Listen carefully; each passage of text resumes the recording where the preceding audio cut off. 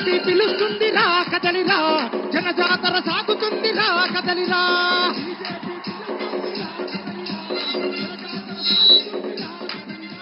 BJP పిలుస్తుందిరా.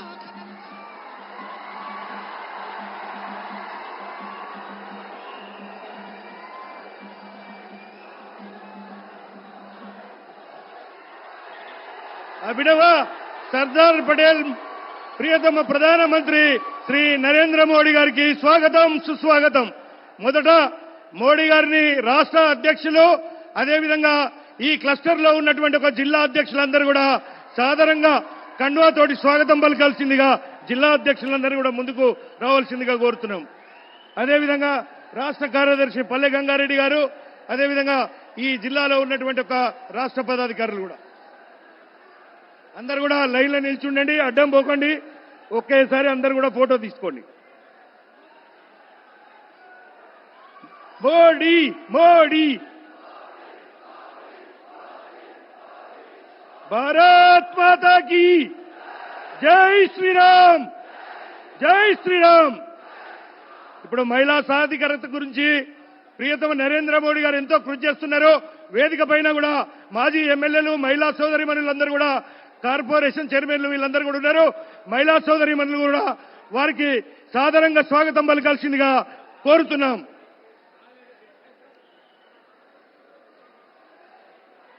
మన parliament సభ్యులు Nizamabad parliament నుంచి పోటీ చేయబోతున్నటువంటి ధరంపూర్ అరవింద్ గారు కూడా వారికి స్వాగతం పలుకుతున్నారు.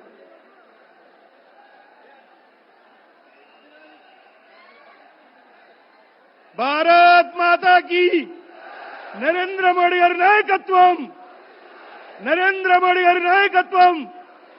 జై శ్రీరామ్, జై శ్రీరామ్. మోడీ గారికి గట్టిగా స్వాగతం పలకాలి. జై శ్రీరామ్.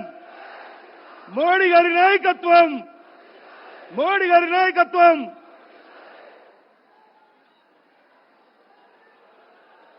ఇప్పుడు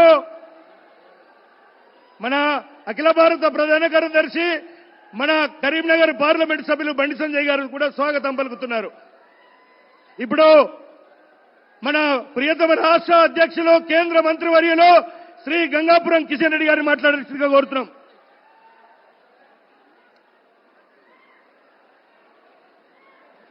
భారత్ మాతాకి. ఇది జగిత్యాల గడ్డ.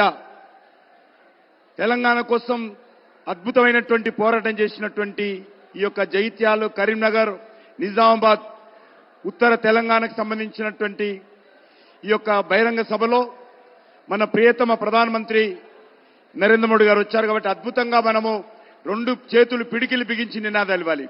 భారత్ మాతాకి, భారత్ మాతాకి. జై శ్రీరామ్, జై శ్రీరామ్.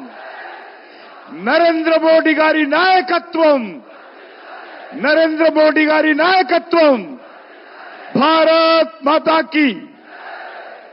ఈనాటి కార్యక్రమానికి ముఖ్య అతిథులుగా తెలంగాణ సమాజాన్ని, తెలంగాణ ప్రజలను కలవడానికి వచ్చినటువంటి మన ప్రియతమ ప్రధానమంత్రి, ప్రపంచానికే ఈరోజు విశ్వ నాయకుడిగా అన్ని దేశాలకు సంబంధించి, అన్ని వర్గాలకు సంబంధించి గుర్తింపు తెచ్చుకున్నటువంటి నరేంద్ర మోడీ గారు వారి ఈ 9.5 సంవత్సరాల పాలనలో దేశంలో అద్భుతమైనటువంటి పరిపాలన చేసి, ఒక పేదవాడి ఇంటి నుంచి మొదలు పెడితే ఈ యొక్క చంద్ర మండలానికి సంబంధించి చంద్రయాన్ వరకు కూడా ఈరోజు ప్రపంచమంతా కూడా అబ్బురపడే విధంగా ఈరోజు నరేంద్ర మోడీ గారి నాయకత్వంలో మంచి పరిపాలన, ఒక నీతివంతమైనటువంటి పరిపాలన, ఒక సుస్థిరమైనటువంటి పరిపాలన ఈ దేశానికి అందిస్తున్న విషయం మనకు తెలుసు. ఈరోజు అన్ని రకాలుగా ఈరోజు మనకు తెలుసు. ఆర్టికల్ 370 నుంచి మొదలు పెడితే అయోధ్యలో రామ మందిర నిర్మాణం వరకు కూడా నరేంద్ర మోడీ గారి నాయకత్వంలో శాంతియుతమైనటువంటి పద్ధతిలో, ప్రజాస్వామ్య పద్ధతిలో అన్ని సమస్యలను ఒకటి తర్వాత ఒకటి పరిష్కారం చేసుకుంటూ దేశాన్ని అభివృద్ధి పథంలో, దేశ ప్రజలను దారిద్ర్య రేఖ నుంచి మరి పైకి తీసుకొచ్చేటువంటి కార్యక్రమం. వారి హయాంలో 25 కోట్ల మంది ప్రజలు దారిద్ర్య రేఖ నుంచి పైకి తీసుకొచ్చినటువంటి ఘనత నరేంద్ర మోడీ గారి నాయకత్వానికి దక్కుతుంది. మన రాష్ట్రంలో కూడా మనకందరికీ తెలుసు, జాతీయ రహదారుల విషయంలో కావచ్చు, లేకపోతే మన యొక్క రామగుండంలో ఎరువుల పరిశ్రమ కావచ్చు, మన యొక్క నిజామాబాద్, వరంగల్, ఆదిలాబాద్ జిల్లాలకు సంబంధించి నేషనల్ టర్మరిక్ బోర్డు కావచ్చు, జాతీయ పసుపు బోర్డు కావచ్చు, లేక ఈ యొక్క గ్రామీణ ప్రాంతాలలో గ్రామ పంచాయతీలకు అన్ని రకాల నిధులు ఇచ్చే కార్యక్రమం కావచ్చు, లేక ఈరోజు మన యొక్క తెలంగాణ రాష్ట్రంలో అన్ని రకాల మౌలిక వసతు కల్పనలో లాస్ట్ 10 ఇయర్స్ నరేంద్ర మోడీ గారి నాయకత్వంలో గత 10 సంవత్సరాలుగా 10 లక్షల కోట్ల రూపాయలు తెలంగాణ రాష్ట్రానికి ఈ యొక్క నరేంద్ర మోడీ గారి ప్రభుత్వము ఖర్చు చేసిన విషయాన్ని మనం చేస్తా ఉన్నాను.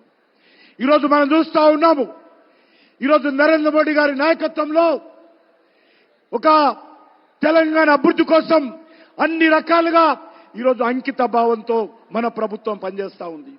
కరోనా వచ్చినప్పుడు ఏ రకంగా ఆదుకున్నారో, కరోనా నుంచి ఈ రోజు వరకు కూడా ప్రతి పేదవాడికి 5 కేజీల బియ్యం కానీ నెలకు, అదేవిధంగా ప్రతి రైతుకు ఈరోజు 6,000 రూపాయలు మోడీ పైసలు బ్యాంక్ అకౌంట్లో వేస్తున్న విషయం కానీ, లేక ఈరోజు రైతులకు సంబంధించినటువంటి గిట్టుబాటు ధర కానీ అన్ని రకాలుగా ఈరోజు తీసుకుపెడుతున్నాం. మనకు తెలుసు, సమ్మక్క సారక్క పేరుతో జాతీయ విశ్వవిద్యాలయం నరేంద్ర మోడీ గారు ఏర్పాటు చేసిన విషయాన్ని మనం చేస్తున్నాను. Tribal university, national tribal university Sammakka Sarakka మన దేవతలు ఎవరెత్తున్నారో మన దేవతల పేరు మీద ఏర్పాటు చేసిన విషయాన్ని మనం చేస్తున్నాను. అందుకే మన తెలంగాణ సమాజం అంతా కూడా నరేంద్ర మోడీ గారిని ఈరోజు ఆశీర్వదించాల్సిన అవసరం ఉంది. తెలంగాణ అభివృద్ధి కోసం నరేంద్ర మోడీ గారి నాయకత్వంలో కేంద్ర ప్రభుత్వం అంకిత భావంతో ప్రయత్నం చేస్తా ఉంది. అందుకే మీ అందరినీ కోరుతా ఉన్నాను, ఈరోజు మనం చూశాము, ఈ రాష్ట్రంలో 10 సంవత్సరాలుగా అధికారంలో ఉన్నటువంటి బీఆర్ఎస్ పార్టీ, కేసీఆర్ కుటుంబము ఏ రకంగా దోపిడీ చేసిందో మనకు తెలుసు. 1,000 కోట్ల రూపాయలు దోపిడీ చేయడం జరిగింది.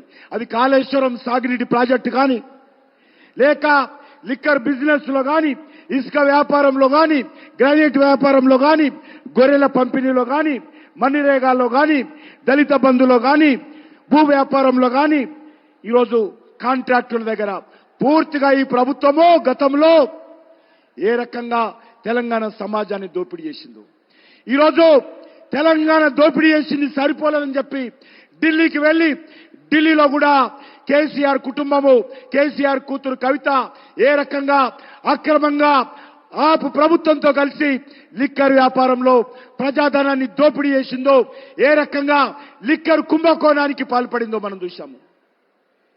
ఇది చాలా తెలంగాణ సమాజం అంతా కూడా ఈరోజు తల దించుకోవాల్సినటువంటి పరిస్థితి ఏర్పడింది.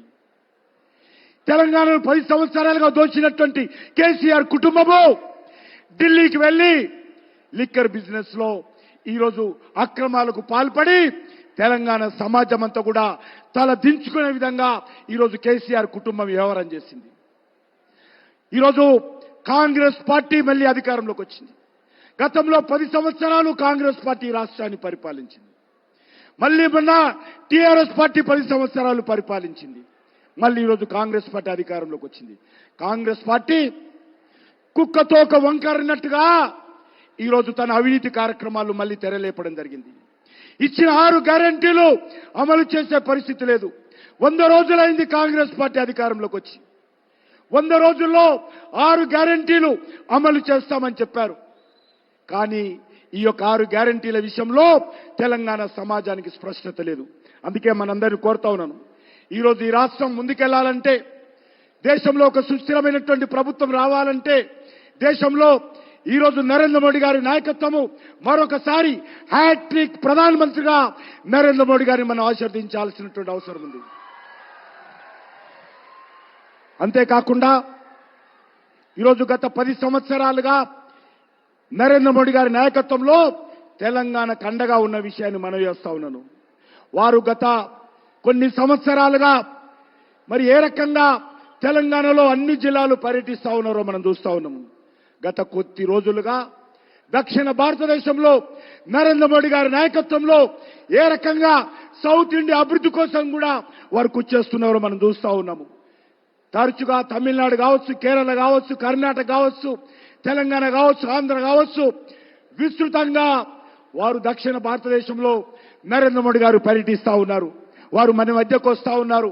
అభివృద్ధి కార్యక్రమాలను ప్రారంభిస్తా ఉన్నారు. మనందరితో మాట్లాడుతూ ఉన్నారు. ముఖ్యంగా తెలుగు ప్రజలతో నరేంద్ర మోడీ గారు ఏ రకంగా మమేకమై పనిచేస్తున్నారో మనం చూస్తున్నాం. తెలుగు భాషలో ఈరోజు వారు నేర్చుకోవడం కోసం కృషి చేస్తా ఉన్నారు. ఈరోజు తెలుగు వాడిగా మనం గర్వపడాలి.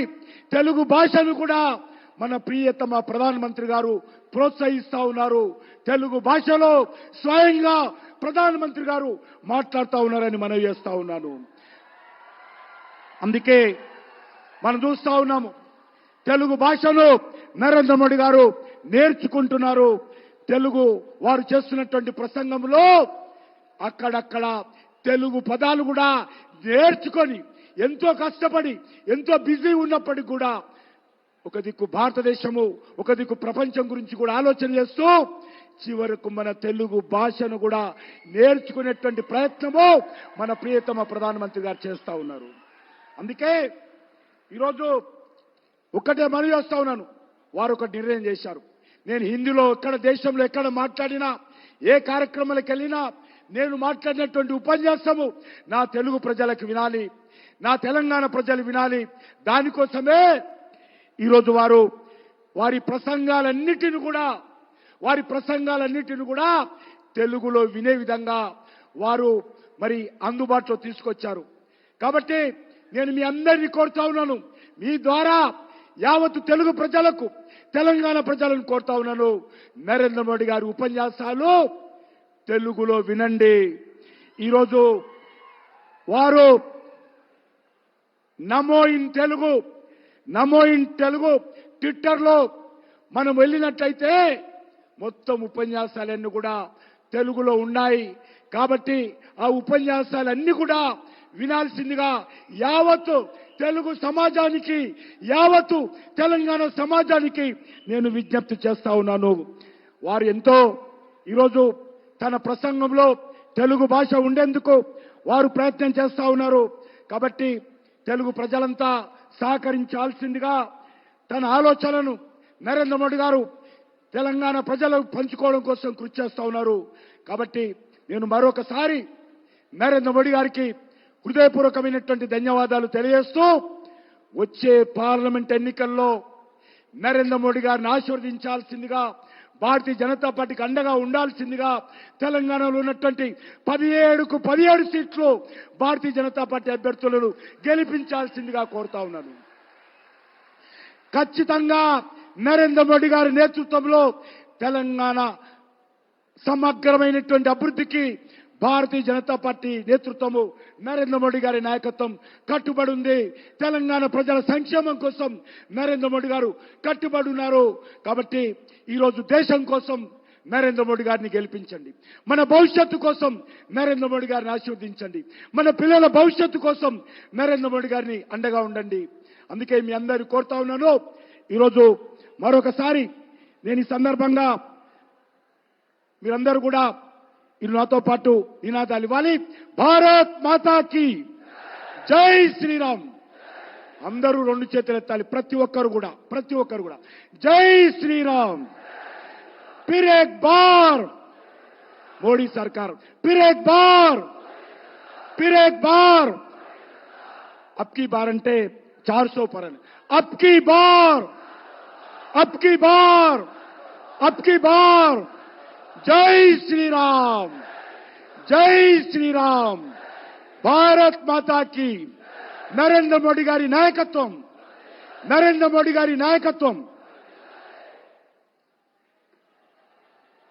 ధన్యవాదాలన్న. ఇప్పుడు ఉద్యమాల పురిటిగడ్డ కమలనాథులు కమల దళపతి రాకతో పులకరించిపోయింది. మీ అందరి పక్షాన నరేంద్ర మోదీ గారికి ధన్యవాదాలు తెలియజేసుకు, మరీ ముఖ్యంగా నారీ శక్తి వందన్ బిల్ 33% మహిళలకు రాజ్యాధికారంగా అందించినటువంటి మహిళలందరి సోదరుడు నరేంద్ర మోదీ గారికి నారీ శక్తి వందనాలు అభివందనాలు తెలియజేస్తూ ఇప్పుడు వారు మాట్లాడే అమూల్యమైన సందేశాన్ని ఇవ్వాల్సిందిగా కోరుతా ఉన్నాము. మోదీ మోదీ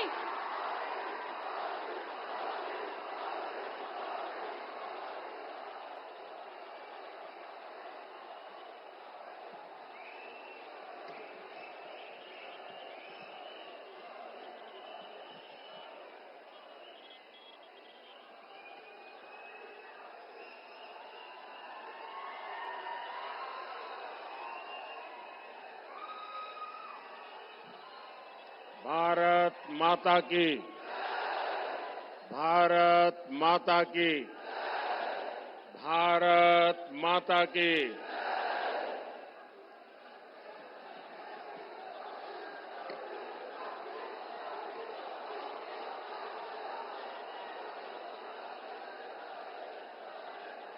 ना तेलंगाना कुटुंब సభ్యులందరికీ నమస్కారాలు.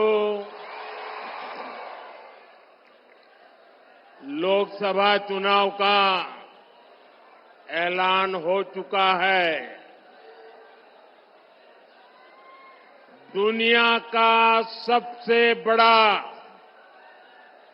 लोकतंत्र का उत्सव प्रारंभ हो चुका है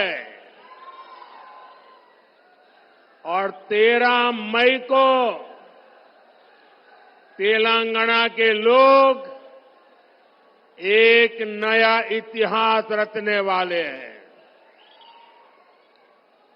13 मई को तेलंगाना में होने वाला मतदान विकसित भारत के लिए होगा और जब भारत विकसित होगा तो तेलंगाना भी विकसित होगा. यहां तेलंगाना में बीजेपी के लिए लगातार जन समर्थन बढ़ता ही जा रहा है. तेलंगाना का ये दृश्य, जगतियाल का ये जन सैलाब इसका प्रमाण है. मैं पिछले 3 दिनों में दूसरी बार तेलंगाना आया हूं. उसके पहले मैं तेलंगाना के लिए हजारों करोड़ रुपयों की विकास परियोजना की सौगात लेकर भी आपकी सेवा में हाजिर हुआ था. इसी महीने मैंने आदिलाबाद से पूरे देश और तेलंगाना के लिए 56,000 करोड़ रुपए के विकास कार्यों का लोकार्पण, शिलान्यास किया था.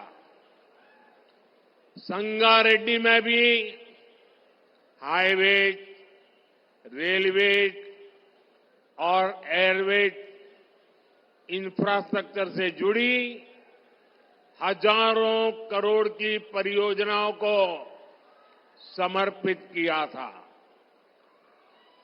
ये विकास आज तेलंगाना के हर इलाके में पहुंच रहा है.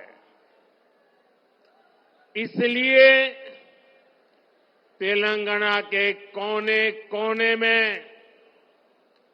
बीजेपी के लिए समर्थन बढ़ता ही जा रहा है.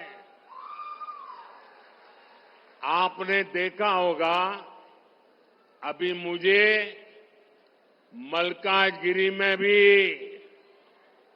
जनता जनार्दन हम सबको अपना आशीर्वाद देने के लिए सड़कों पर उमड़ आई थी. जैसे जैसे 13 मई निकट आ रही है, वोटिंग का दिन करीब आ रहा है, तेलंगाना में बीजेपी की लहर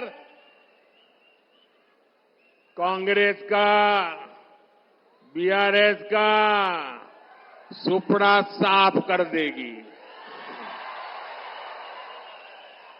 और इसलिए आज पूरा देश कह रहा है, आज पूरा देश कह रहा है 4 जून को 400 पार। 4 जून को चुनाव के नतीजे आने वाले हैं और इसलिए लोग कह रहे हैं 4 जून को 4 जून को 4 जून को और तेलंगाना भी कह रहा है अब की बार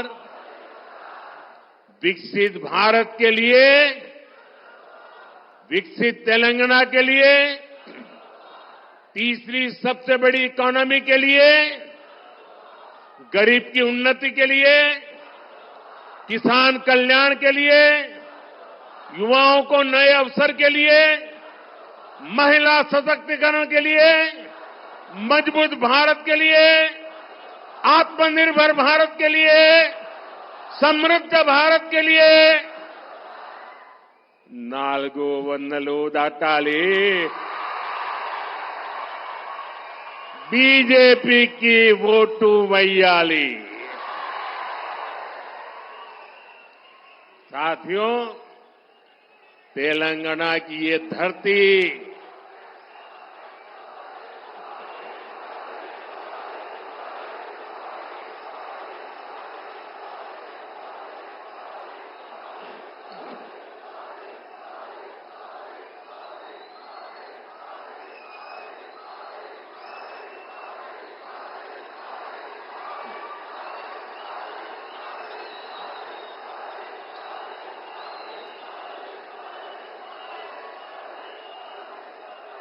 भारत माता की। देखिए मेरा कितना सौभाग्य है, मेरे सामने शक्ति स्वरूपा एक बेटी शक्ति का रूप धारण करके मुझे आशीर्वाद देने आई है। उधर भी एक बेटी देखिए शक्ति स्वरूपा बन के मुझे आशीर्वाद देने आई है, और इधर देखिए इतनी माताएं बहनें शक्ति स्वरूपा आज मोदी को आशीर्वाद दे रही है।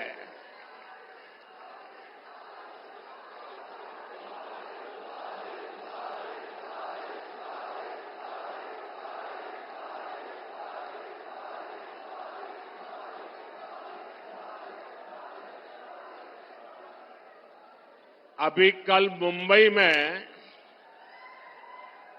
इंडी एलायंस की रैली थी और चुनाव घोषित होने के बाद इंडी एलायंस की ये पहली और उनके लिए सबसे महत्वपूर्ण रैली थी। उस रैली में उन्होंने अपना घोषणा पत्र जाहिर किया और उनके पहले घोषणा पत्र का ऐलान क्या है? मुंबई के शिवाजी मैदान में जो छत्रपति शिवाजी महाराज कहते थे, जब एक औरत को उठा करके लाए तो उन्होंने कहा, काश अगर तुम मेरी मां होती तो मैं भी तेरे जैसा सुंदर होता। ऐसा शिवाजी पार्क जहां से इंडी अलायंस ने अपनी घोषणा पत्र जाहिर किया और उन्होंने कहा है कि उनकी लड़ाई शक्ति के खिलाफ है। मेरे लिए हर मां शक्ति का रूप है, हर बेटी शक्ति का रूप है।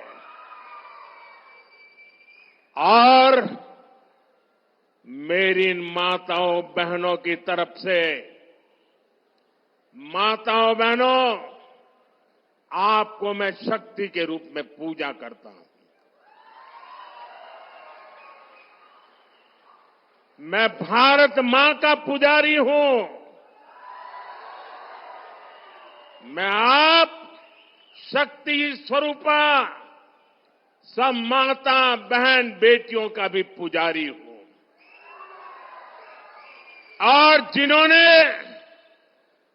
कल शिवाजी पार्क में इंडी अलायंस ने अपना घोषणा पत्र शक्ति को खत्म करने के लिए किया है, मैं इस चुनौती को स्वीकार करता हूं और मैं इन शक्ति स्वरूपा माताओं बहनों की रक्षा के लिए जान की बाजी लगा दूंगा,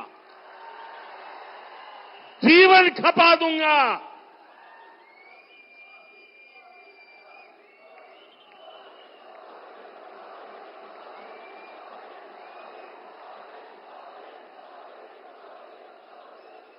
क्या भारत की धरती पर कोई शक्ति के विनाश की बात कर सकता है क्या? क्या शक्ति का विनाश हमें मंजूर है? हम सब शक्ति की आराधना करते हैं कि नहीं करते हैं? पूरा हिंदुस्तान शक्ति की आराधना करता है कि नहीं करता है? अरे हमने तो चंद्रयान की सफलता को भी किसको समर्पित किया? चंद्रयान की सफलता को भी, जहां चंद्रयान ने लैंड किया, हमने उस सफलता को भी शिव शक्ति नाम देकर के शिव शक्ति को समर्पित किया है। और ये लोग शक्ति के विनाश का बिगुल फूंक रहे हैं। माताएं बहनें, शक्ति स्वरूपा आप है। क्या ऐसे लोगों को शक्ति का विनाश करने के मौका देंगे क्या? मौका देंगे क्या? शक्ति का विनाश करने वालों का विनाश होना चाहिए कि नहीं होना चाहिए? शक्ति स्वरूपा माताओं की रक्षा होनी चाहिए कि नहीं होनी चाहिए? शक्ति के संस्कार की रक्षा होनी चाहिए कि नहीं होनी चाहिए? और इसलिए भाइयों बहनों, इंडी अलायंस ने कल अपनी घोषणा जाहिर कर दी है। घोषणा पत्र उनका जाहिर हो गया है और इसलिए लड़ाई एक तरफ शक्ति के विनाश के लोग करने वाले लोग हैं, दूसरी तरफ शक्ति की पूजा करने वाले लोग हैं। मुकाबला 4 जून को हो जाएगा। कौन शक्ति का विनाश कर सकता है और कौन शक्ति के आशीर्वाद प्राप्त कर सकता है, इसका मुकाबला 4 जून को हो जाएगा।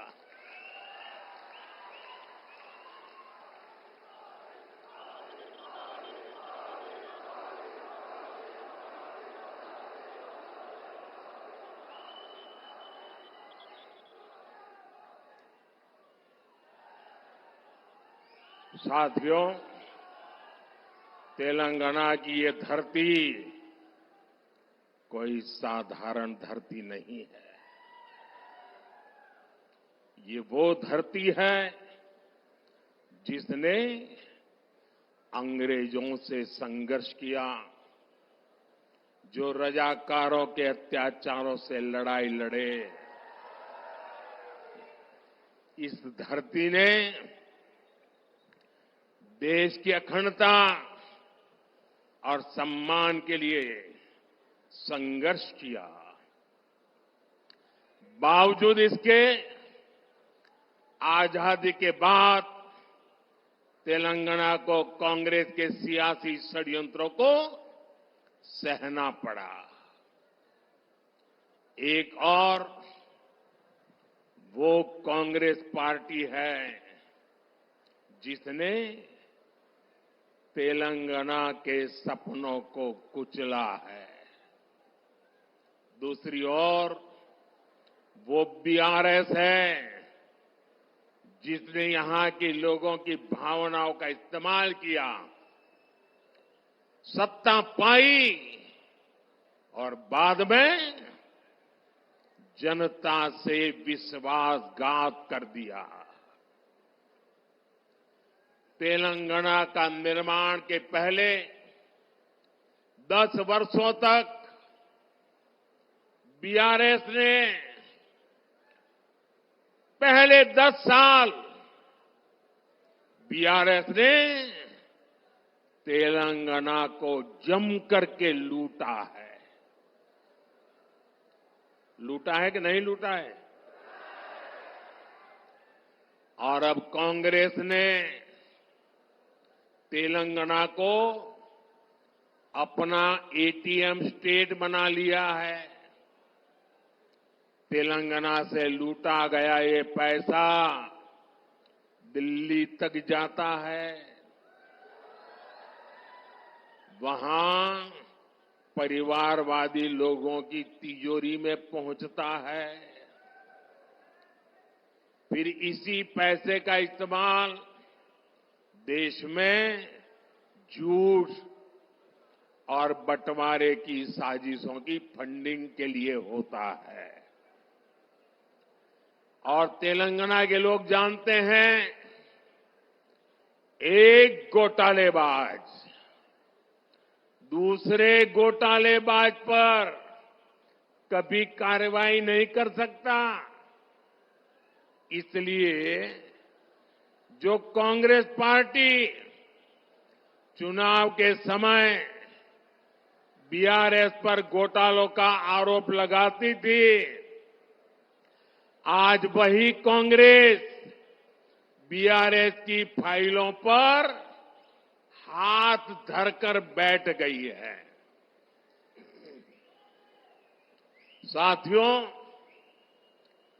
बीआरएस और कांग्रेस की मिलीभगत कितनी जबरदस्त है, ये भी आज तेलंगाना के लोग देख रहे हैं। आज बीआरएस के घोटालों पर कांग्रेस की बोलती बंद हो गई है। कालेश्वरम स्कैम के अरबों रुपए कहां चले गए, कांग्रेस में कोई इसका जवाब नहीं मांग रहा है। और कांग्रेस जो सैकड़ों वादे करके सरकार में आई थी, वो क्यों पूरे नहीं हो रहे? बीआरएस में कोई ये सवाल नहीं पूछता। दोनों एक दूसरे को बचा रहे हैं, दोनों एक दूसरे की जम करके मदद कर रहे हैं और सब कुछ पर्दे के पीछे कर रहे हैं। और जब दोनों पार्टियों के स्कैम की जांच होती है तो दोनों मिलकर के क्या करते हैं? एक ही काम, मोदी को गाली, मोदी को गाली, मोदी को गाली, यही करते हैं ना। दिन रात मोदी मोदी सिवाय कुछ करते हैं क्या ये लोग? इनके मुंह से कभी भारत मां की जय सुना क्या? मोदी को 100 बार बोलते हैं, मां भारत को एक बार भी याद नहीं करते। लेकिन तेलंगाना के मेरे साथियों, बीआरएस और कांग्रेस वो एक दूसरे के लिए चाहे कितनी भी कवर फायर कर लें, इनकी एक एक लूट का हिसाब होता रहेगा। मोदी तेलंगाना के लोगों को गारंटी देता है कि तेलंगाना को लूटने वालों को छोड़ेगा नहीं। ये मोदी की गारंटी है। इदी मोदी गारंटी। साथियों, परिवारवादी पार्टियां, परिवारवाद में डूबे लोग केवल देश को लूटने के लिए राजनीति में आए हैं। ये लोग कभी देश का, किसी राज्य का भला नहीं कर सकते। आप परिवारवादियों का पूरा इतिहास उठाकर देख लीजिए। देश में जितने भी बड़े घोटाले हुए हैं, उनके पीछे कोई न कोई परिवारवादी पार्टी ही मिलेगी। आप जरा सोचना, ये मीडिया के मित्रों को भी मैं होमवर्क देके जाता हूं कि आप सोचिए, देश में लाखों करोड़ का 2G स्पेक्ट्रम घोटाला हुआ, किसका नाम आया? दिल्ली दरबार का संरक्षण और डीएमके परिवार की करतूत। देश में नेशनल हेराल्ड घोटाला हुआ, किसका नाम आया? कांग्रेस का सबसे बड़ा परिवार जो कांग्रेस पार्टी को चलाता है, उनका नाम आया। देश में बोफोर्स स्कैम भी हुआ था, किसका नाम आया था? इसी परिवार का। बिहार में इतना बड़ा चारा घोटाला हुआ, कौन अपराधी साबित हुआ? बिहार में नौकरी के बदले जमीन घोटाला हुआ, किसका नाम आया? आरजेडी चलाने वाले उसी परिवार के लोगों का। इसी परिवारवादी भ्रष्टाचार का शिकार हमारा तेलंगाना भी हुआ है। परिवारवादी बीआरएस ने प्रदेश में कालेश्वरम घोटाला किया है। दिल्ली में हुए लीकर स्कैम में भी कट कमीशन खा लिया। इसलिए कांग्रेस हो या बीआरएस, इनसे जितना बचेंगे, उनको जितना दूर रखेंगे, वही इसकी दवाई है। इसलिए 13 मई को आपको वोटिंग के दिन याद रखना है, बीजेपी को जिताना है। बीजेपी को बीजेपी को बीजेपी को बीजेपी को आप तेलंगाना में बीजेपी को जितनी ज्यादा सीटें देंगे, उतनी ही मेरी ऊर्जा बढ़ेगी। और ये जो शक्ति स्वरूपा का विनाश करने के लिए निकले हैं ना, उनकी रक्षा करने के लिए मुझे ताकत चाहिए। अब मैं विकसित भारत के लिए और ज्यादा परिश्रम करूंगा। आपको भरोसा है ना? मैं परिश्रम करूंगा, इस बात पे भरोसा है ना? क्या कभी मैंने मेहनत करने में कमी रखी है क्या? खुद को खपाऊंगा और कुर्सी की परवाह किए बिना आपकी भलाई के लिए जो जरूरी है वो निर्णय करूंगा।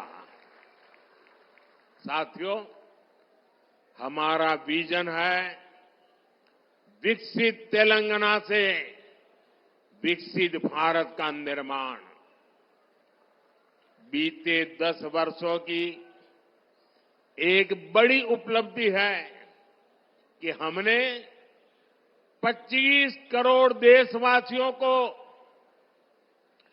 गरीबी से बाहर निकाला है।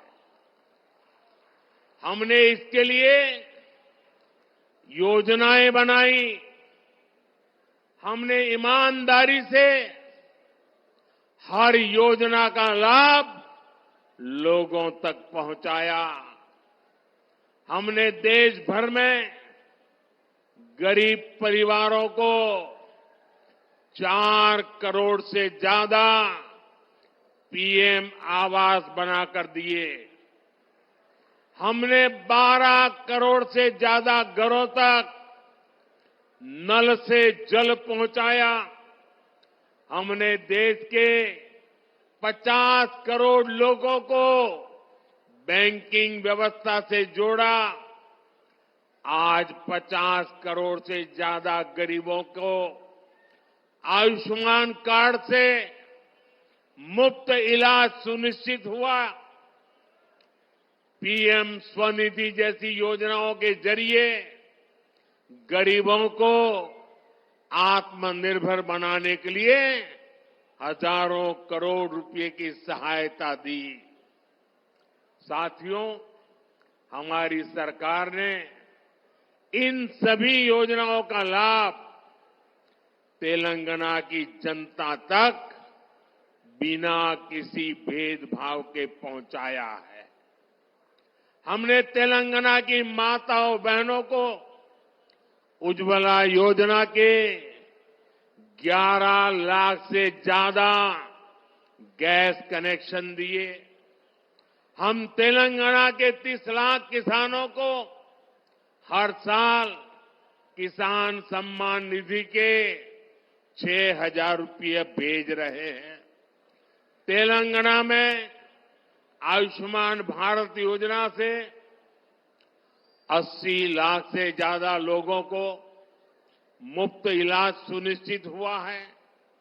आज भी बीजेपी सरकार तेलंगाना के 2 करोड़ जरूरतमंदों को मुफ्त राशन की व्यवस्था कर रही है।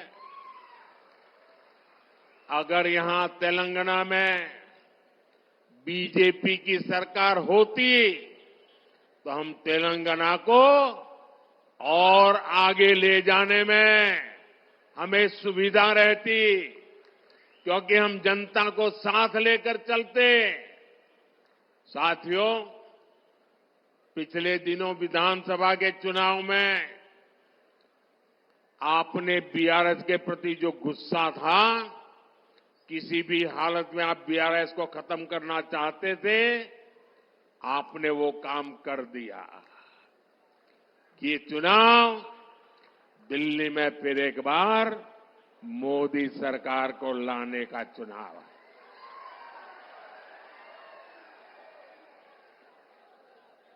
साथियों, हमने सिर्फ 10 साल में भारत को दुनिया की 5वीं बड़ी अर्थव्यवस्था बनाया है। हमने ये भी सुनिश्चित किया है कि इस प्रगति में हमारा किसान, हमारा श्रमिक वर्ग पीछे न रहे। इसलिए हमने पीएम किसान सम्मान निधि जैसी योजनाएं शुरू की। हमने किसान की आर्थिक ताकत को बढ़ाया और साथ ही उस पर फर्टिलाइजर के बढ़ते दामों का बोझ भी नहीं आने दिया। हमने किसान की आय बढ़ाने के लिए फसलों के एमएसपी बढ़ाई। आज इन प्रयासों का लाभ तेलंगाना के किसानों को मिल रहा है। 2014 में धान की जो एमएसपी 1300 रुपये थी, वो आज 2200 रुपये है। हमने अकेले तेलंगाना के किसानों से 1,30,000 करोड़ रुपए की धान खरीद की है। ये क्षेत्र हल्दी के किसानों का भी क्षेत्र है। कांग्रेस बीआरएस ने कभी उनकी भी चिंता नहीं की। हमने टर्मरिक किसानों के लिए टर्मरिक बोर्ड का गठन किया। 2014 में हल्दी की जो कीमत 6,000 से 8,000 रुपए प्रति क्विंटल थी, आज उसके 20,000 रुपए तक मिल रहे हैं। गन्ना किसानों के लिए भी हमने प्रति क्विंटल मूल्य बढ़ाकर 340 रुपये कर दिया है। यहां की राज्य सरकारों का आलम यह है कि वो अभी तक बंद पड़ी निजाम शुगर फैक्ट्री को शुरू नहीं कर पाए हैं, लेकिन हमने करीब 6,400 करोड़ रुपए खर्च करके रामागुंडम फर्टिलाइजर फैक्ट्री फिर से शुरू कर दी। इस फैक्ट्री में आज 75,000 टन यूरिया बन रहा है। इससे किसानों का फायदा तो हो ही रहा है, युवाओं को रोजगार भी मिल रहा है। अब अगले 5 वर्षों में हमें किसानों को समृद्धि की नई ऊंचाई पर लेकर जाना है।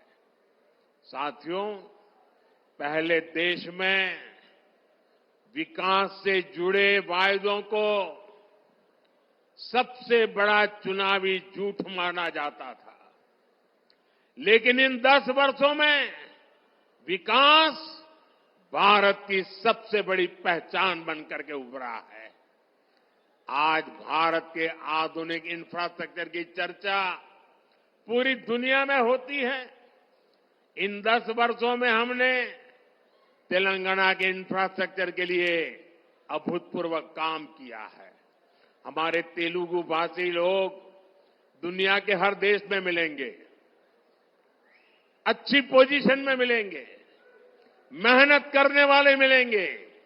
और आप पूछिए, जो भी तेलुगु भाषी दुनिया में रहता है उसको पूछिए, आज दुनिया में उसका सम्मान है कि नहीं है?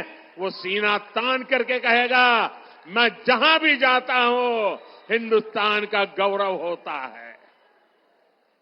हमने यहां करीब 25,000 करोड़ रुपए खर्च करके नेशनल हाईवेज बनवाए हैं।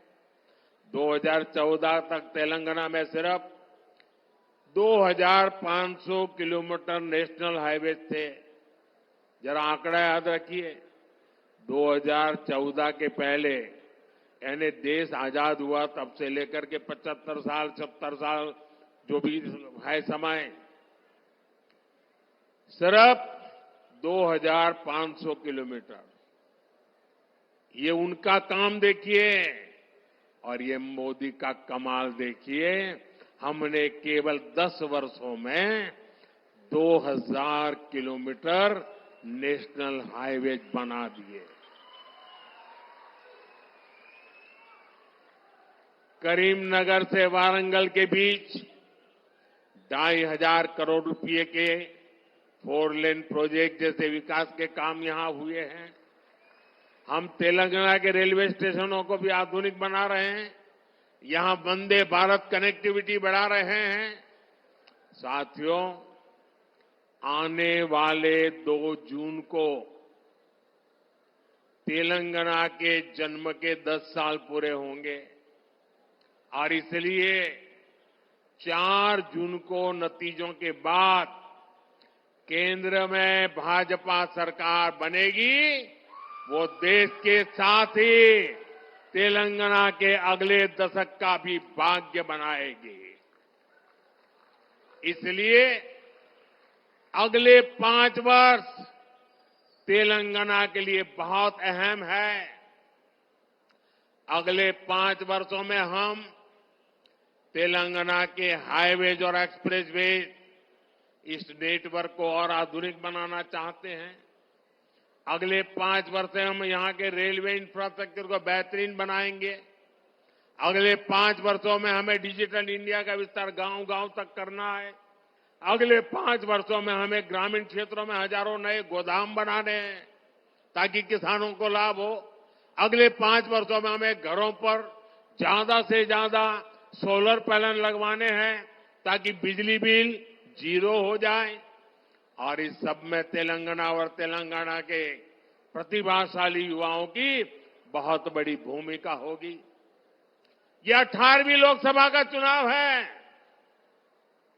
18 साल के ऊपर के हर युवा को विकसित भारत के लिए वोट करना है, विकसित तेलंगाना के लिए वोट करना है।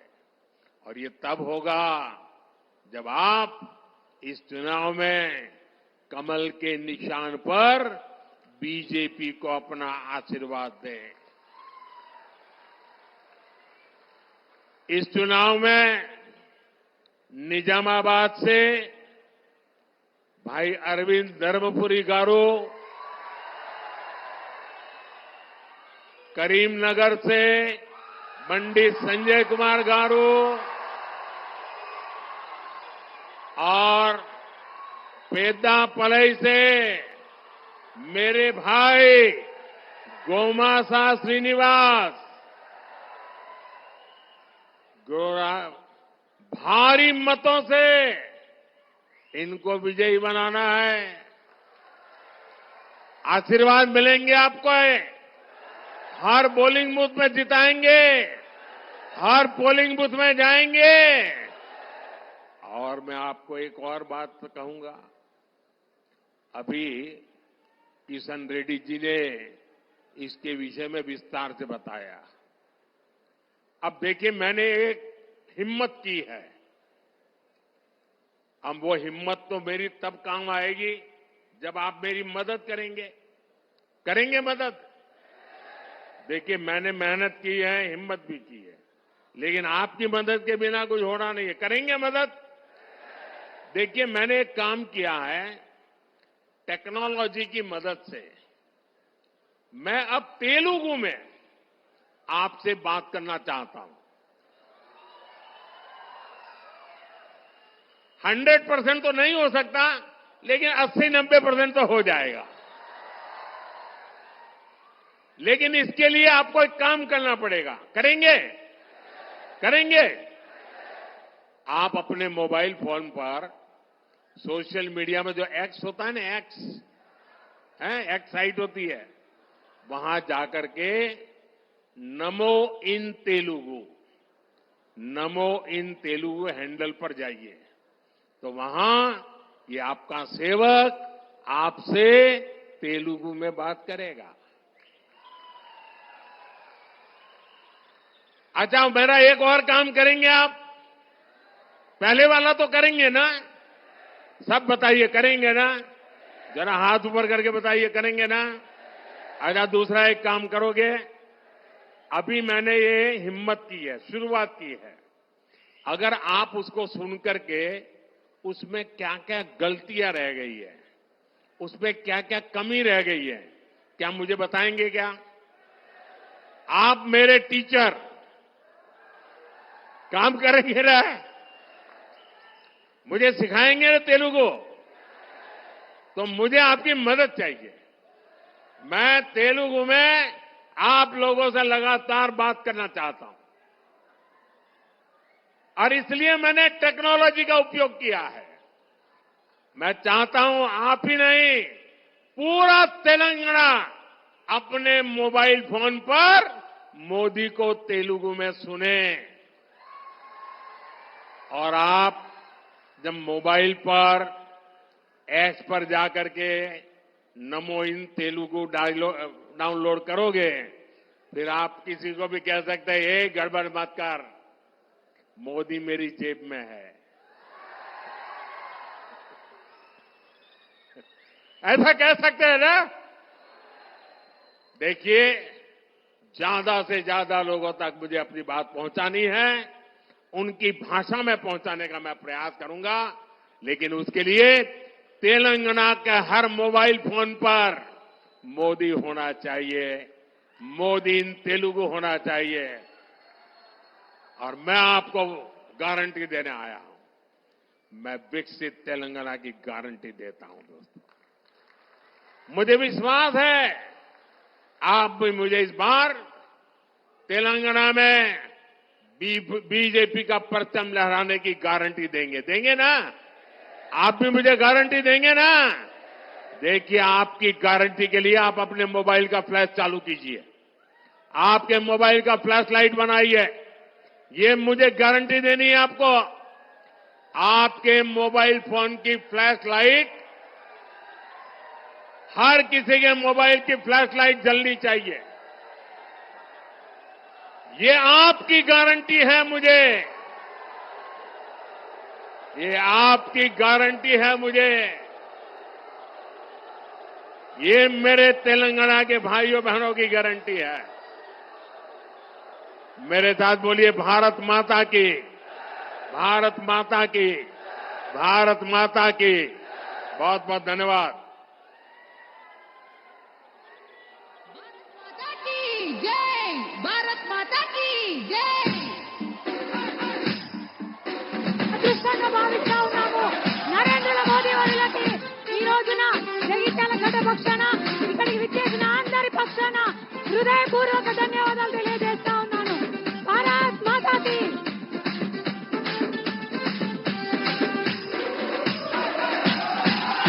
ఏ భరత మాత ముద్దు బిడ్డ నరేంద్ర మోదీ, యువతరమే నీ బిడ్డ నరేంద్ర మోదీ.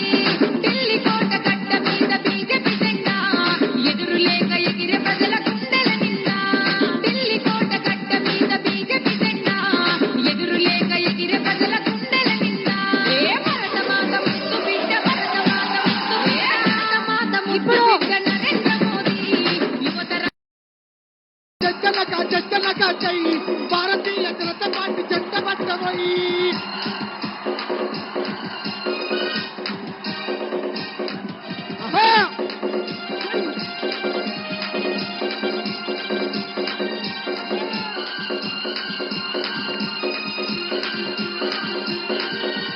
బీజేపీ పిలుస్తుందిరా కదలిరా, జనజాతర సాగుతుందిరా కదలిరా.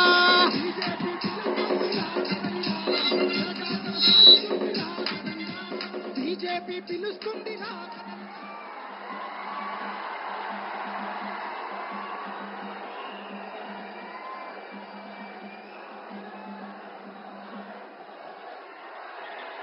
అభినవ సర్దార్ పటేల్ ప్రియతమ ప్రధానమంత్రి శ్రీ నరేంద్ర మోడీ గారికి స్వాగతం, సుస్వాగతం. మొదట మోడీ గారిని రాష్ట్ర అధ్యక్షులు, అదేవిధంగా ఈ క్లస్టర్ లో ఉన్నటువంటి ఒక జిల్లా అధ్యక్షులందరూ కూడా సాదరంగా కండువాతోటి స్వాగతం పలకాల్సిందిగా జిల్లా అధ్యక్షులందరూ కూడా ముందుకు రావాల్సిందిగా కోరుతున్నాం. అదేవిధంగా రాష్ట్ర కార్యదర్శి పల్లె గంగారెడ్డి గారు, అదేవిధంగా ఈ జిల్లాలో ఉన్నటువంటి ఒక రాష్ట్ర పదాధికారులు కూడా అందరూ కూడా లైన్లో నిల్చుండండి, అడ్డం పోకండి. ఒకేసారి అందరూ కూడా ఫోటో తీసుకోండి. మోడీ మోడీ, భారత్ మాతా కీ జై శ్రీరామ్, జై శ్రీరామ్. ఇప్పుడు మహిళా సాధికారత గురించి ప్రియతమ నరేంద్ర మోడీ గారు ఎంతో కృషి చేస్తున్నారు. వేదిక పైన కూడా మాజీ ఎమ్మెల్యేలు, మహిళా సోదరిమణులందరూ కూడా, కార్పొరేషన్ చైర్మన్లు వీళ్ళందరూ కూడా ఉన్నారు. మహిళా సోదరిమణులు కూడా వారికి సాదరంగా స్వాగతం పలకాల్సిందిగా కోరుతున్నాం.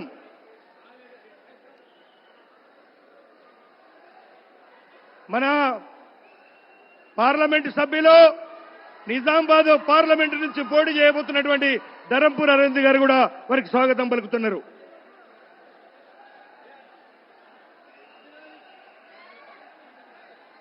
భారత్ మాతా కీ, నరేంద్ర మోడీ గారి నాయకత్వం, నరేంద్ర మోడీ గారి నాయకత్వం. జై శ్రీరామ్, జై శ్రీరామ్. మోడీ గారికి గట్టిగా స్వాగతం పలకాలి. జై శ్రీరామ్. మోడీ గారి నాయకత్వం, మోడీ గారి నాయకత్వం.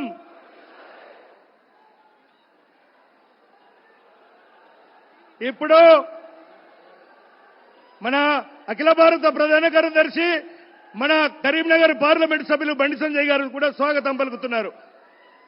ఇప్పుడు మన ప్రియతమ రాష్ట్ర అధ్యక్షులు కేంద్ర మంత్రివర్యులు శ్రీ గంగాపురం కిషన్ రెడ్డి గారిని మాట్లాడాల్సిందిగా కోరుతున్నాం.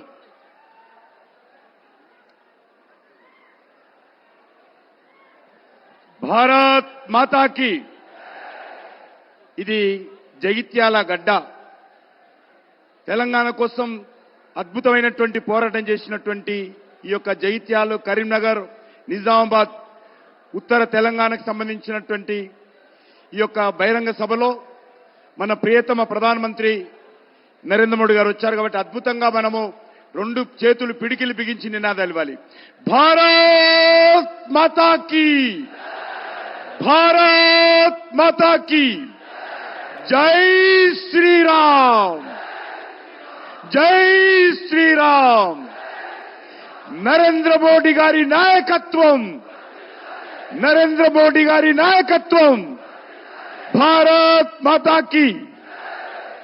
ఈనాటి కార్యక్రమానికి ముఖ్య అతిథులుగా తెలంగాణ సమాజాన్ని, తెలంగాణ ప్రజలను కలవడానికి వచ్చినటువంటి మన ప్రియతమ ప్రధానమంత్రి, ప్రపంచానికే ఈరోజు విశ్వ నాయకుడిగా అన్ని దేశాలకు సంబంధించి, అన్ని వర్గాలకు సంబంధించి గుర్తింపు తెచ్చుకున్నటువంటి నరేంద్ర మోడీ గారు వారి ఈ 9.5 సంవత్సరాల పాలనలో దేశంలో అద్భుతమైనటువంటి పరిపాలన చేసి ఒక పేదవాడి ఇంటి నుంచి మొదలు పెడితే ఈ యొక్క చంద్ర మండలానికి సంబంధించి చంద్రయాన్ వరకు కూడా ఈరోజు ప్రపంచమంతా కూడా అబ్బురపడే విధంగా ఈరోజు నరేంద్ర మోడీ గారి నాయకత్వంలో మంచి పరిపాలన, ఒక నీతివంతమైనటువంటి పరిపాలన, ఒక సుస్థిరమైనటువంటి పరిపాలన ఈ దేశానికి అందిస్తున్న విషయం మనకు తెలుసు. ఈరోజు అన్ని రకాలుగా ఈరోజు మనకు తెలుసు. ఆర్టికల్ 370 నుంచి మొదలు పెడితే అయోధ్యలో రామ మందిర నిర్మాణం వరకు కూడా నరేంద్ర మోడీ గారి నాయకత్వంలో శాంతియుతమైనటువంటి పద్ధతిలో, ప్రజాస్వామ్య పద్ధతిలో అన్ని సమస్యలను ఒకటి తర్వాత ఒకటి పరిష్కారం చేసుకుంటూ దేశాన్ని అభివృద్ధి పథంలో, దేశ ప్రజలను దారిద్ర్య రేఖ నుంచి మరి పైకి తీసుకొచ్చేటువంటి కార్యక్రమం. వారి హయాంలో 25 కోట్ల మంది ప్రజలు దారిద్ర్య రేఖ నుంచి పైకి తీసుకొచ్చినటువంటి ఘనత నరేంద్ర మోడీ గారి నాయకత్వానికే దక్కుతుంది. మన రాష్ట్రంలో కూడా మనకందరికీ తెలుసు, జాతీయ రహదారుల విషయంలో కావచ్చు, లేకపోతే మన యొక్క రామగుండంలో ఎరువుల పరిశ్రమ కావచ్చు, మన యొక్క నిజామాబాద్, వరంగల్, ఆదిలాబాద్ జిల్లాలకు సంబంధించి నేషనల్ టర్మరిక్ బోర్డు కావచ్చు, జాతీయ పసుపు బోర్డు కావచ్చు, లేక ఈ యొక్క గ్రామీణ ప్రాంతాలలో గ్రామ పంచాయతీలకు అన్ని రకాల నిధులు ఇచ్చే కార్యక్రమం కావచ్చు, లేక ఈరోజు మన యొక్క తెలంగాణ రాష్ట్రంలో అన్ని రకాల మౌలిక వసతు కల్పనలో లాస్ట్ 10 years నరేంద్ర మోడీ గారి నాయకత్వంలో గత 10 సంవత్సరాలుగా 10 లక్షల కోట్ల రూపాయలు తెలంగాణ రాష్ట్రానికి ఈ యొక్క నరేంద్ర మోడీ గారి ప్రభుత్వము ఖర్చు చేసిన విషయాన్ని మనం చేస్తా ఉన్నాను. ఈరోజు మనం చూస్తా ఉన్నాము. ఈరోజు నరేంద్ర మోడీ గారి నాయకత్వంలో ఒక తెలంగాణ అభివృద్ధి కోసం అన్ని రకాలుగా ఈరోజు అంకిత భావంతో మన ప్రభుత్వం పనిచేస్తా ఉంది. కరోనా వచ్చినప్పుడు ఏ రకంగా ఆదుకున్నారో, కరోనా నుంచి ఈ రోజు వరకు కూడా ప్రతి పేదవాడికి 5 కేజీల బియ్యం కానీ నెలకు, అదేవిధంగా ప్రతి రైతుకు ఈరోజు 6,000 రూపాయలు మోడీ పైసలు బ్యాంక్ అకౌంట్లో వేస్తున్న విషయం కానీ, లేక ఈరోజు రైతులకు సంబంధించినటువంటి గిట్టుబాటు ధర కానీ అన్ని రకాలుగా ఈరోజు తీసుకుపెడుతున్నాం. మనకు తెలుసు, సమ్మక్క సారక్క పేరుతో జాతీయ విశ్వవిద్యాలయం నరేంద్ర మోడీ గారు ఏర్పాటు చేసిన విషయాన్ని మనం చేస్తున్నాను. Tribal university, national tribal university Sammakka Sarakka మన దేవతలు ఎవరెత్తున్నారో మన దేవతల పేరు మీద ఏర్పాటు చేసిన విషయాన్ని మనం చేస్తున్నాను. అందుకే మన తెలంగాణ సమాజం అంతా కూడా నరేంద్ర మోడీ గారిని ఈరోజు ఆశీర్వదించాల్సిన అవసరం ఉంది. తెలంగాణ అభివృద్ధి కోసం నరేంద్ర మోడీ గారి నాయకత్వంలో కేంద్ర ప్రభుత్వం అంకిత భావంతో ప్రయత్నం చేస్తా ఉంది. అందుకే మీ అందరినీ కోరుతా ఉన్నాను. ఈరోజు మనం చూశాము, ఈ రాష్ట్రంలో 10 సంవత్సరాలుగా అధికారంలో ఉన్నటువంటి బీఆర్ఎస్ పార్టీ కేసీఆర్ కుటుంబము ఏ రకంగా దోపిడీ చేసిందో మనకు తెలుసు. వేల కోట్ల రూపాయలు దోపిడీ చేయడం జరిగింది.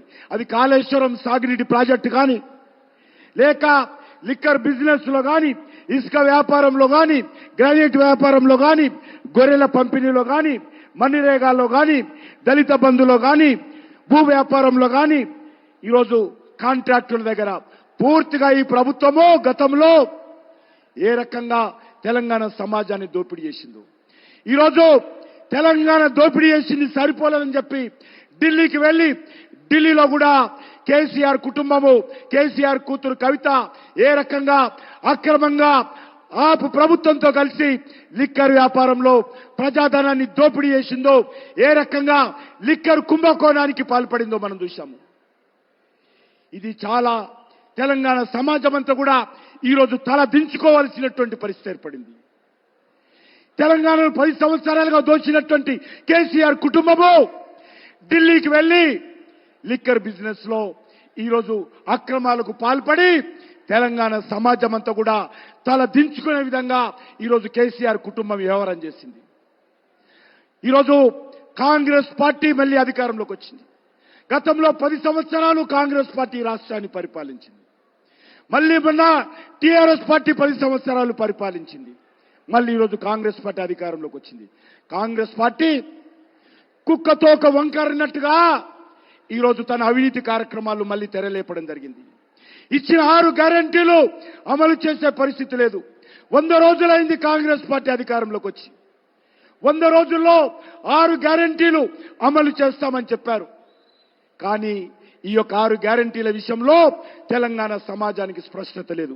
అందుకే మనందరినీ కోరుతా ఉన్నాను, ఈరోజు ఈ రాష్ట్రం ముందుకెళ్లాలంటే, దేశంలో ఒక సుస్థిరమైనటువంటి ప్రభుత్వం రావాలంటే, దేశంలో ఈరోజు నరేంద్ర మోడీ గారి నాయకత్వము మరొకసారి హ్యాట్రిక్ ప్రధానమంత్రిగా నరేంద్ర మోడీ గారిని మనం ఆశీర్వదించాల్సినటువంటి అవసరం ఉంది. అంతేకాకుండా ఈరోజు గత 10 సంవత్సరాలుగా నరేంద్ర మోడీ గారి నాయకత్వంలో తెలంగాణకు అండగా ఉన్న విషయాన్ని మనం చేస్తా ఉన్నాను. వారు గత కొన్ని సంవత్సరాలుగా మరి ఏ రకంగా తెలంగాణలో అన్ని జిల్లాలు పర్యటిస్తా ఉన్నారో మనం చూస్తా ఉన్నాము.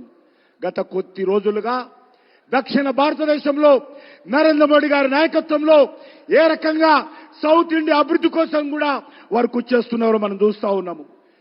తరచుగా తమిళనాడు కావచ్చు, కేరళ కావచ్చు, కర్ణాటక కావచ్చు, తెలంగాణ కావచ్చు, ఆంధ్ర కావచ్చు, విస్తృతంగా వారు దక్షిణ భారతదేశంలో నరేంద్ర మోడీ గారు పర్యటిస్తా ఉన్నారు. వారు మన మధ్యకు వస్తా ఉన్నారు. అభివృద్ధి కార్యక్రమాలను ప్రారంభిస్తా ఉన్నారు. మనందరితో మాట్లాడుతూ ఉన్నారు. ముఖ్యంగా తెలుగు ప్రజలతో నరేంద్ర మోడీ గారు ఏ రకంగా మమేకమై పనిచేస్తున్నారో మనం చూస్తున్నాం. తెలుగు భాషలో ఈరోజు వారు నేర్చుకోవడం కోసం కృషి చేస్తా ఉన్నారు. ఈరోజు తెలుగు వాడిగా మనం గర్వపడాలి. తెలుగు భాషను కూడా మన ప్రియతమ ప్రధానమంత్రి గారు ప్రోత్సహిస్తా ఉన్నారు. తెలుగు భాషలో స్వయంగా ప్రధానమంత్రి గారు మాట్లాడుతూ ఉన్నారని మనం చేస్తా ఉన్నాను. అందుకే మనం చూస్తా ఉన్నాము, తెలుగు భాషను నరేంద్ర మోడీ గారు నేర్చుకుంటున్నారు. తెలుగు వారు చేస్తున్నటువంటి ప్రసంగంలో అక్కడక్కడ తెలుగు పదాలు కూడా నేర్చుకొని, ఎంతో కష్టపడి, ఎంతో బిజీ ఉన్నప్పటికీ కూడా ఒక దిక్కు భారతదేశము, ఒక దిక్కు ప్రపంచం గురించి కూడా ఆలోచన చేస్తూ చివరకు మన తెలుగు భాషను కూడా నేర్చుకునేటువంటి ప్రయత్నము మన ప్రియతమ ప్రధానమంత్రి గారు చేస్తా ఉన్నారు. అందుకే ఈరోజు ఒకటే మనవి చేస్తా ఉన్నాను, వారు ఒక నిర్ణయం చేశారు. నేను హిందీలో ఎక్కడ దేశంలో ఎక్కడ మాట్లాడినా, ఏ కార్యక్రమాలకు వెళ్ళినా నేను మాట్లాడినటువంటి ఉపన్యాసము నా తెలుగు ప్రజలకు వినాలి, నా తెలంగాణ ప్రజలు వినాలి. దానికోసమే ఈరోజు వారి ప్రసంగాలన్నిటిని కూడా తెలుగులో వినే విధంగా వారు మరి అందుబాటులో తీసుకొచ్చారు. కాబట్టి నేను మీ అందరినీ కోరుతా ఉన్నాను, మీ ద్వారా యావత్తు తెలుగు ప్రజలకు, తెలంగాణ ప్రజలను కోరుతా ఉన్నాను, నరేంద్ర మోడీ గారి ఉపన్యాసాలు తెలుగులో వినండి. ఈరోజు వారు నమో ఇన్ తెలుగు ట్విట్టర్లో మనం వెళ్ళినట్లయితే మొత్తం ఉపన్యాసాలన్నీ కూడా తెలుగులో ఉన్నాయి. కాబట్టి ఆ ఉపన్యాసాలన్నీ కూడా వినాల్సిందిగా యావత్తు తెలుగు సమాజానికి, యావత్తు తెలంగాణ సమాజానికి నేను విజ్ఞప్తి చేస్తా ఉన్నాను. వారు ఎంతో ఈరోజు తన ప్రసంగంలో తెలుగు భాష ఉండేందుకు వారు ప్రయత్నం చేస్తా ఉన్నారు. కాబట్టి తెలుగు ప్రజలంతా సహకరించాల్సిందిగా తన ఆలోచనలను నరేంద్ర మోడీ గారు తెలంగాణ ప్రజలకు పంచుకోవడం కోసం కృషి చేస్తా ఉన్నారు. కాబట్టి నేను మరొకసారి నరేంద్ర మోడీ గారికి హృదయపూర్వకమైనటువంటి ధన్యవాదాలు తెలియజేస్తూ వచ్చే పార్లమెంట్ ఎన్నికల్లో నరేంద్ర మోడీ గారిని ఆశీర్వదించాల్సిందిగా, భారతీయ జనతా పార్టీకి అండగా ఉండాల్సిందిగా, తెలంగాణలో ఉన్నటువంటి 17కు 17 సీట్లు భారతీయ జనతా పార్టీ అభ్యర్థులను గెలిపించాల్సిందిగా కోరుతా ఉన్నాను. ఖచ్చితంగా నరేంద్ర మోడీ గారి నేతృత్వంలో తెలంగాణ సమగ్రమైనటువంటి అభివృద్ధికి భారతీయ జనతా పార్టీ నేతృత్వము, నరేంద్ర మోడీ గారి నాయకత్వం కట్టుబడి ఉంది. తెలంగాణ ప్రజల సంక్షేమం కోసం నరేంద్ర మోడీ గారు కట్టుబడి ఉన్నారు.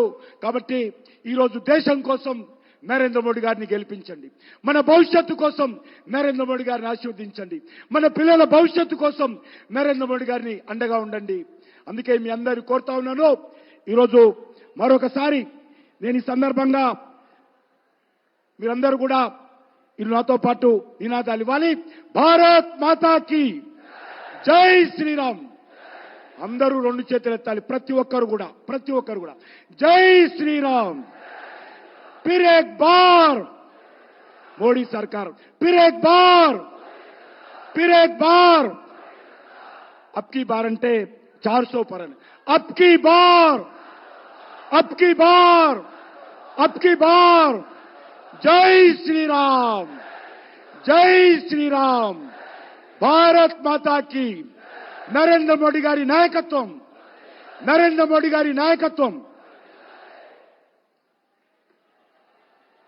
ధన్యవాదాలన్నా.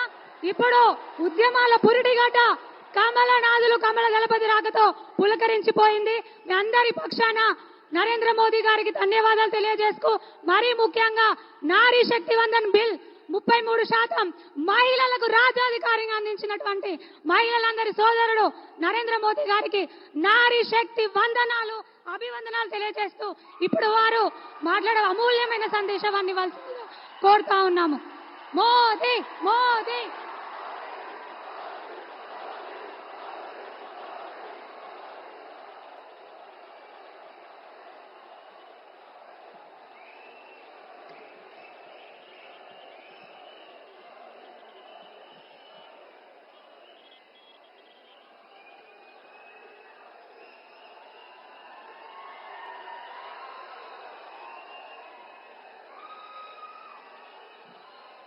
भारत माता की, भारत माता की, भारत माता की.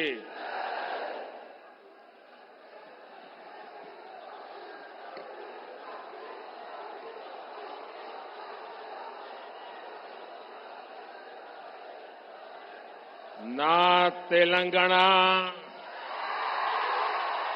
कुटुंब సభ్యులందరికీ नमस्कारालू. लोकसभा चुनाव का ऐलान हो चुका है. दुनिया का सबसे बड़ा लोकतंत्र का उत्सव प्रारंभ हो चुका है और 13 मई को तेलंगाना के लोग एक नया इतिहास रचने वाले हैं. 13 मई को तेलंगाना में होने वाला मतदान विकसित भारत के लिए होगा और जब भारत विकसित होगा तो तेलंगाना भी विकसित होगा. यहां तेलंगाना में बीजेपी के लिए लगातार जन समर्थन बढ़ता ही जा रहा है। तेलंगाना का ये दृश्य, जगतियाल का ये जन सैलाब, इसका प्रमाण है। मैं पिछले 3 दिनों में दूसरी बार तेलंगाना आया हूं। उसके पहले मैं तेलंगाना के लिए हजारों करोड़ रुपयों की विकास परियोजना की सौगात लेकर भी आपकी सेवा में हाजिर हुआ था। इसी महीने मैंने आदिलाबाद से पूरे देश और तेलंगाना के लिए 56,000 करोड़ रुपए के विकास कार्यों का लोकार्पण, शिलान्यास किया था। संगारेड्डी में भी हाईवेज, रेलवेज और एयरवेज इंफ्रास्ट्रक्चर से जुड़ी हजारों करोड़ की परियोजनाओं को समर्पित किया था। ये विकास आज तेलंगाना के हर इलाके में पहुंच रहा है। इसलिए तेलंगाना के कोने कोने में बीजेपी के लिए समर्थन बढ़ता ही जा रहा है। आपने देखा होगा, अभी मुझे मल्काजगिरी में भी जनता जनार्दन हम सबको अपना आशीर्वाद देने के लिए सड़कों पर उमड़ आई थी। जैसे जैसे 13 मई निकट आ रही है, वोटिंग का दिन करीब आ रहा है, तेलंगाना में बीजेपी की लहर कांग्रेस का, बीआरएस का सुपड़ा साफ कर देगी। और इसलिए आज पूरा देश कह रहा है, आज पूरा देश कह रहा है 4 जून को 400 पार। 4 जून को चुनाव के नतीजे आने वाले हैं और इसलिए लोग कह रहे हैं 4 जून को 4 जून को 4 जून को और तेलंगाना भी कह रहा है अब की बार विकसित भारत के लिए, विकसित तेलंगाना के लिए, तीसरी सबसे बड़ी इकोनॉमी के लिए, गरीब की उन्नति के लिए, किसान कल्याण के लिए, युवाओं को नए अवसर के लिए, महिला सशक्तिकरण के लिए, मजबूत भारत के लिए, आत्मनिर्भर भारत के लिए, समृद्ध भारत के लिए नाल्गो वन्नलो दाटाली बीजेपी की वोटू वैयाली।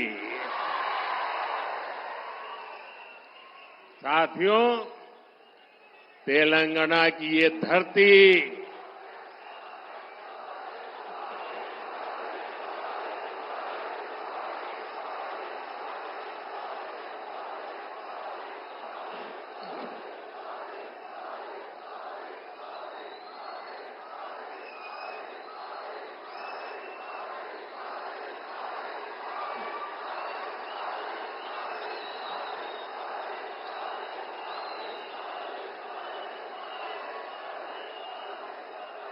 भारत माता की। देखिए, मेरा कितना सौभाग्य है, मेरे सामने शक्ति स्वरूपा एक बेटी शक्ति का रूप धारण करके मुझे आशीर्वाद देने आई है।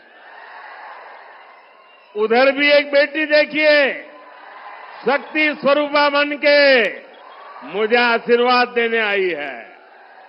और इधर देखिए, इतनी माताएं बहनें शक्ति स्वरूपा आज मोदी को आशीर्वाद दे रही है।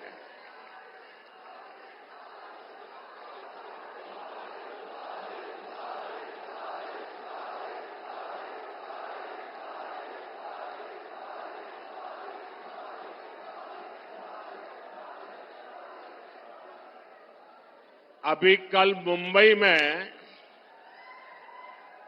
इंडी एलायंस की रैली थी और चुनाव घोषित होने के बाद इंडी एलायंस की ये पहली और उनके लिए सबसे महत्वपूर्ण रैली थी। उस रैली में उन्होंने अपना घोषणा पत्र जाहिर किया और उनके पहले घोषणा पत्र का ऐलान क्या है? मुंबई के शिवाजी मैदान में जो छत्रपति शिवाजी महाराज कहते थे, जब एक औरत को उठा करके लाए तो उन्होंने कहा, काश अगर तुम मेरी मां होती तो मैं भी तेरे जैसा सुंदर होता। ऐसा शिवाजी पार्क जहां से इंडी एलायंस ने अपनी घोषणा पत्र जाहिर किया और उन्होंने कहा है कि उनकी लड़ाई शक्ति के खिलाफ है। मेरे लिए हर मां शक्ति का रूप है, हर बेटी शक्ति का रूप है। और मेरी इन माताओं बहनों की तरफ से, माताओं बहनों, आपको मैं शक्ति के रूप में पूजा करता हूं। मैं भारत मां का पुजारी हूं।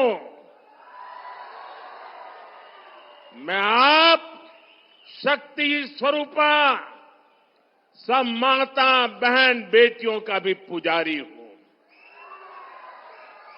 और जिन्होंने कल शिवाजी पार्क में इंडी एलायंस ने अपना घोषणा पत्र शक्ति को खत्म करने के लिए किया है, मैं इस चुनौती को स्वीकार करता हूं और मैं इन शक्ति स्वरूपा माताओं बहनों की रक्षा के लिए जान की बाजी लगा दूंगा, जीवन खपा दूंगा।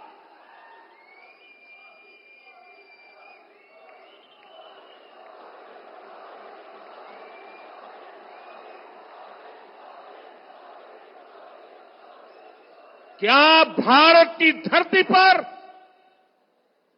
कोई शक्ति के विनाश की बात कर सकता है क्या? क्या शक्ति का विनाश हमें मंजूर है? हम सब शक्ति की आराधना करते हैं कि नहीं करते हैं? पूरा हिंदुस्तान शक्ति की आराधना करता है कि नहीं करता है? अरे हमने तो चंद्रयान की सफलता को भी किसको समर्पित किया? चंद्रयान की सफलता को भी, जहां चंद्रयान ने लैंड किया, हमने उस सफलता को भी शिव शक्ति नाम देकर के शिव शक्ति को समर्पित किया है। और ये लोग शक्ति के विनाश का बिगुल फूंक रहे हैं। माताएं बहनें, शक्ति स्वरूपा आप है। क्या ऐसे लोगों को शक्ति का विनाश करने के मौका देंगे क्या? मौका देंगे क्या?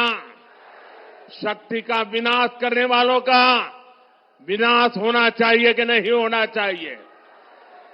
शक्ति स्वरूपा माताओं की रक्षा होनी चाहिए कि नहीं होनी चाहिए? शक्ति के संस्कार की रक्षा होनी चाहिए कि नहीं होनी चाहिए?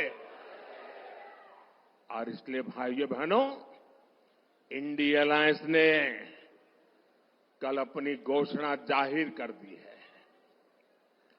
घोषणा पत्र उनका जाहिर हो गया है और इसलिए लड़ाई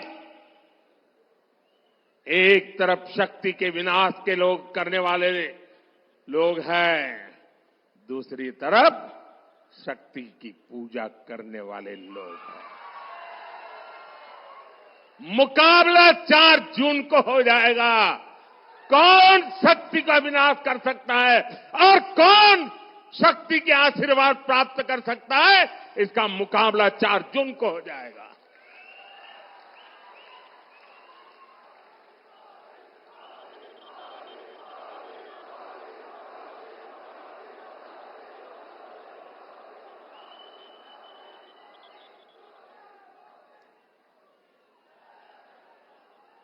साथियों, तेलंगाना की ये धरती कोई साधारण धरती नहीं है।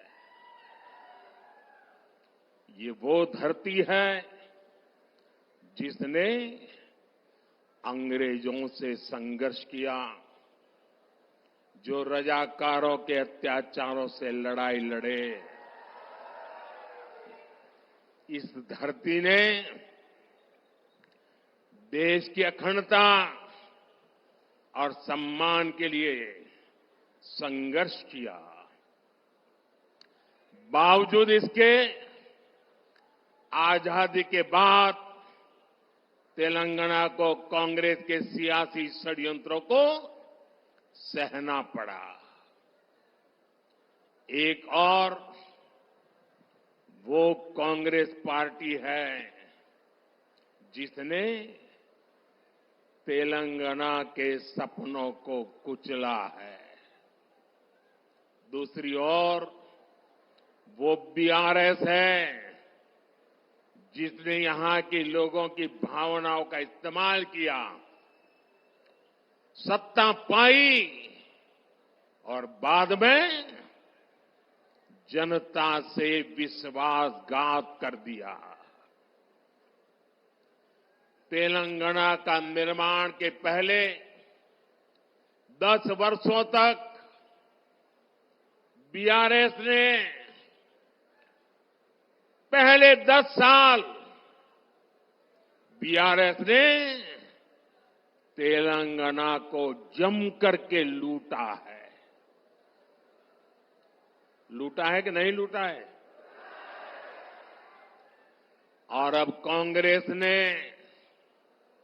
तेलंगाना को अपना एटीएम स्टेट बना लिया है। तेलंगाना से लूटा गया ये पैसा दिल्ली तक जाता है,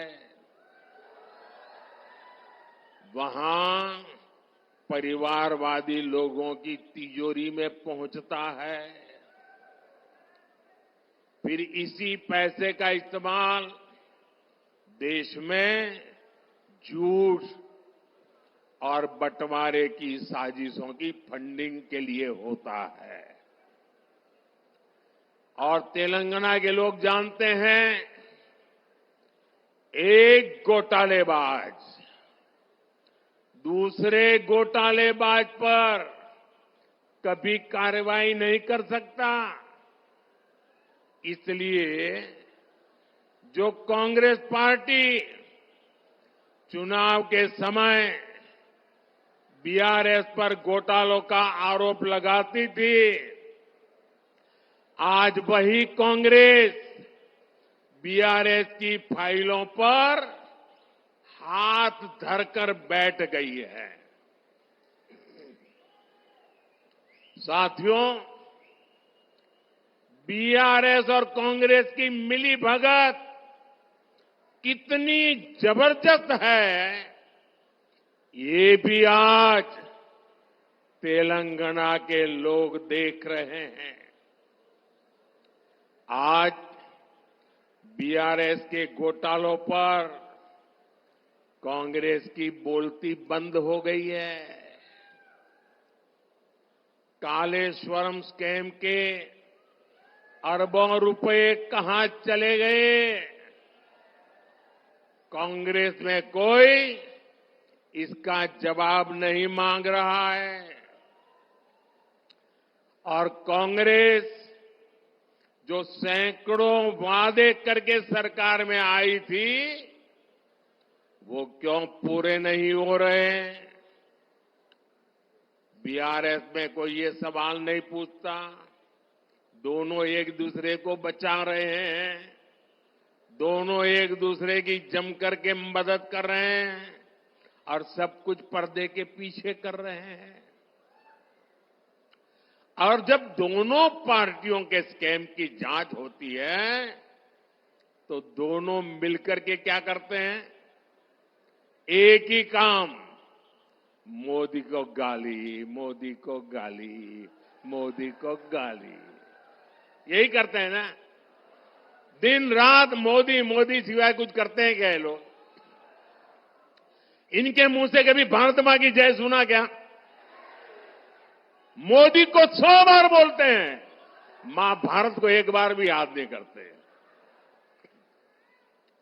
लेकिन तेलंगाना के मेरे साथियों, बीआरएस और कांग्रेस वो एक दूसरे के लिए चाहे कितनी भी कवर फायर कर लें, इनकी एक एक लूट का हिसाब होता रहेगा। मोदी तेलंगाना के लोगों को गारंटी देता है कि तेलंगाना को लूटने वालों को छोड़ेगा नहीं। ये मोदी की गारंटी है। इदी मोदी गारंटी। साथियों, परिवारवादी पार्टियां, परिवारवाद में डूबे लोग केवल देश को लूटने के लिए राजनीति में आए हैं। ये लोग कभी देश का, किसी राज्य का भला नहीं कर सकते। आप परिवारवादियों का पूरा इतिहास उठाकर देख लीजिए। देश में जितने भी बड़े घोटाले हुए हैं, उनके पीछे कोई न कोई परिवारवादी पार्टी ही मिलेगी। आप जरा सोचना, ये मीडिया के मित्रों को भी मैं होमवर्क देके जाता हूं कि आप सोचिए, देश में लाखों करोड़ का 2G स्पेक्ट्रम घोटाला हुआ, किसका नाम आया? दिल्ली दरबार का संरक्षण और डीएमके परिवार की करतूत। देश में नेशनल हेराल्ड घोटाला हुआ, किसका नाम आया? कांग्रेस का सबसे बड़ा परिवार जो कांग्रेस पार्टी को चलाता है, उनका नाम आया। देश में बोफोर्स स्कैम भी हुआ था, किसका नाम आया था? इसी परिवार का। बिहार में इतना बड़ा चारा घोटाला हुआ, कौन अपराधी साबित हुआ? बिहार में नौकरी के बदले जमीन घोटाला हुआ, किसका नाम आया? आरजेडी चलाने वाले उसी परिवार के लोगों का। इसी परिवारवादी भ्रष्टाचार का शिकार हमारा तेलंगाना भी हुआ है। परिवारवादी बीआरएस ने प्रदेश में कालेश्वरम घोटाला किया है, दिल्ली में हुए लीकर स्कैम में भी कट कमीशन खा लिया। इसलिए कांग्रेस हो या बीआरएस, इनसे जितना बचेंगे, उनको जितना दूर रखेंगे, वही इसकी दवाई है। इसलिए 13 मई को आपको वोटिंग के दिन याद रखना है, बीजेपी को जिताना है। बीजेपी